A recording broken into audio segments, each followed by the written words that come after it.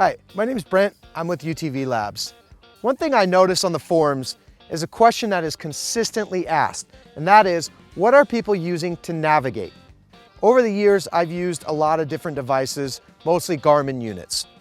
But with the advent of things like Google Earth and the ability to see aerial photos and where you're going, I found my iPad to be the best for me personally for navigation. The key to using your iPad is you need to have one that has a GPS chipset in it. The beauty of this is I can take it anywhere with me, whether I'm in my truck, I'm in my RZR, I'm on my boat, or I'm on my dirt bike. The iPad can go with me. There's lots of different apps out there. Gaia, onX, ViewRanger, Backcountry Explorer. There's all sorts of apps you can use. You can try different ones, see what works for you. I'm not gonna get too deep into that because it's kind of a rabbit hole, but there's a few different ones that I like to use, and I'll jump in the RZR and show you what I like. Now that I have it mounted up, I can kind of go through and show you some of the different apps that I like to use.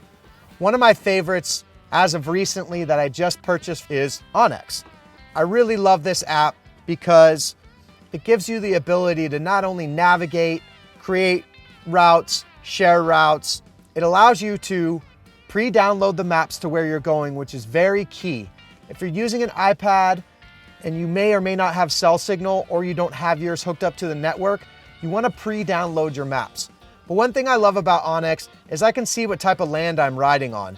If I pull this up, it'll show me if I'm on state land, it'll show me if I'm on BLM, federal, Forest Service. I really love that about this particular app. I like to know where I'm at, if I'm on private land, whether or not I should be there or not.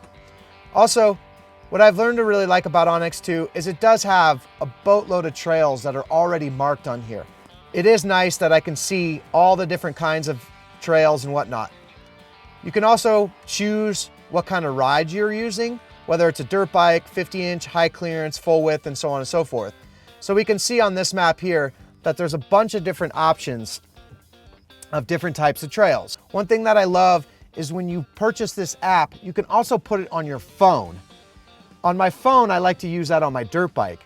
So if I have a track on here that I've been on and I want to either go on that same track on my dirt bike, or something I found on my dirt bike that I want to go on my side-by-side, I like to utilize multiple devices on different vehicles, and it's nice because you can share the information. Another app that I really like to use that I've been using for a few years now is ViewRanger. What I like about ViewRanger is, again, you can have the aerial photos, you can have multiple different kinds of maps, but you can set waypoints, you can track where you're going, you can see all over on the map with aerial photos, you can see in quite a bit of detail. There's a lot to be said for this app, and I've just learned it, I know it, so I've been very comfortable using it over the years. One thing that I do really think is cool about this particular app is you have a buddy beacon. If my friend is also using this app, we can turn on our buddy beacons and I can see where he's at. It does take cell tower connectivity, so it's not gonna always work if you're way out there in the desert or in the mountains, but it is a pretty cool thing that you can use so you can kind of keep track where your buddies are at. We've used it in Glamis a few times and it's awesome. If you get separated, which is very easy to do in a place like Glamis, you can see where your buddy beacon is at and then navigate towards them or towards each other.